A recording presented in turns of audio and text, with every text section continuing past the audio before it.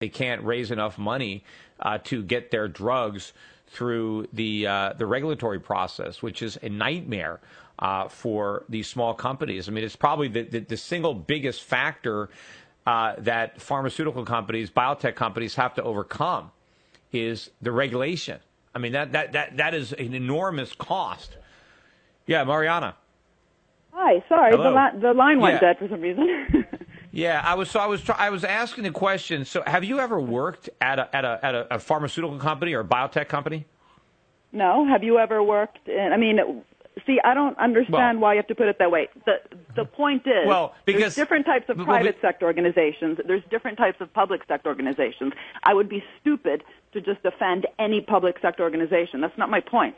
My point is that economists and hence policymakers that listen to them haven't had the framework through which to understand in an objective, non-ideological way the role that the state can play potentially. You are absolutely right. There's many places in the world, including in the U.S., different states and cities where there's problems within state institutions. Well, I don't think. See, I don't think. Silicon Valley, which is often sold to people as the sort of market-making example of the engine of growth, was hugely benefited from state investments, which went even beyond just funding the basic research.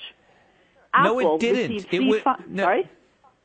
No, all of these companies collectively would have been better off if there was no state funding at all. Listen, if the state funding hadn't taken place. You're not interested in evidence. No, I'm not. You are not interested. So who funded Google's algorithm? You tell me, since you know so much. Who funded Google's algorithm?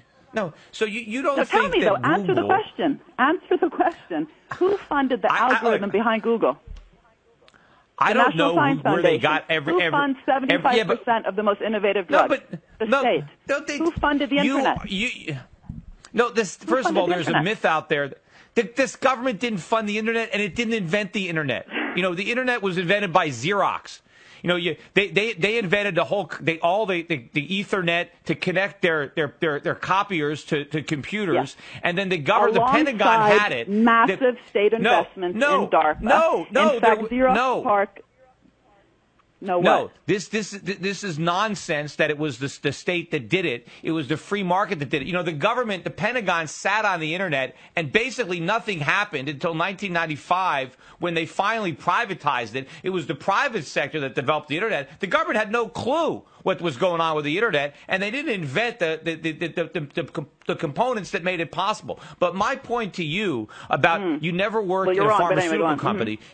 You never worked at a biotech company. I've invested in those companies. But, if you are you're an economist sitting behind a desk somewhere trying to say that government isn't a stifling force, isn't a force that builds roadblocks. Yes, it is. It is the most powerful destructive force in the U.S. economy, in any economy. I mean, getting out from under government, if you're in a biotech company or pharmacy, that is your single biggest cost is government, is complying with government rules and regulations.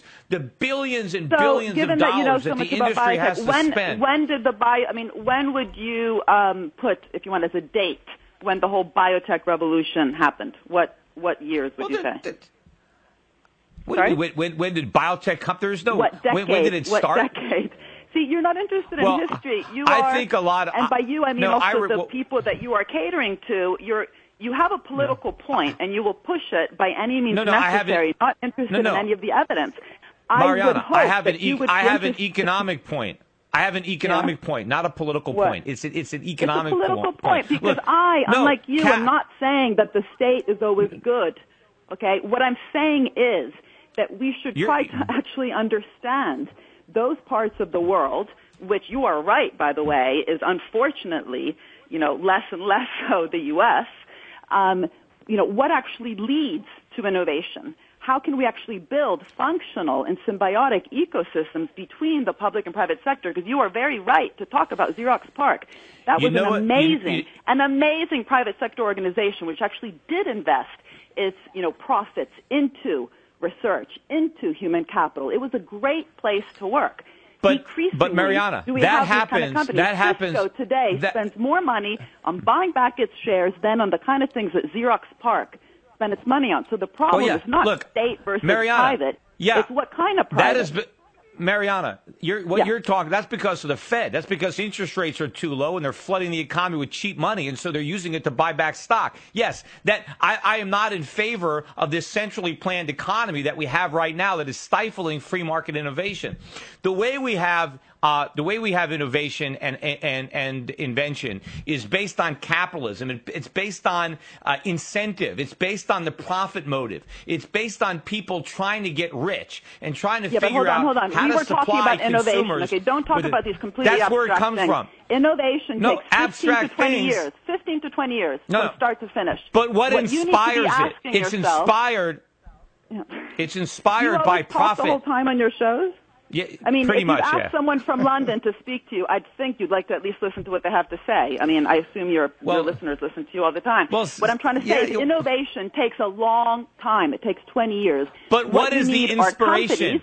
That are willing to actually go for that long, as opposed to get the returns in 2 to 3 years. But what is government? So the government what does government have to do with it? Providing patient capital, patient finance is what you need. No, you need private investors. The government didn't finance. Look, you got to go back and study your history of the 19th century. Look at all the things that we invented that took a long time. None of it involved government. You know, it's the private sector. There's plenty of long-term investors. And you don't need me, because I'm not a historian. You don't need me to tell you the history of the internet. There's plenty of books. You're an intellectual. Sorry? Yeah, but we'll read some of them. You know, you got to get into the real world instead of just trying to rationalize a big role for government, because you're the one that's got politics on the mind, not me. I'm objective. You're just trying to approach things from a left-wing perspective of why we need more government. And I think we need more free enterprise. But, hey, thanks for coming on the show. Good luck with your book. We got a break. We'll be right back after this.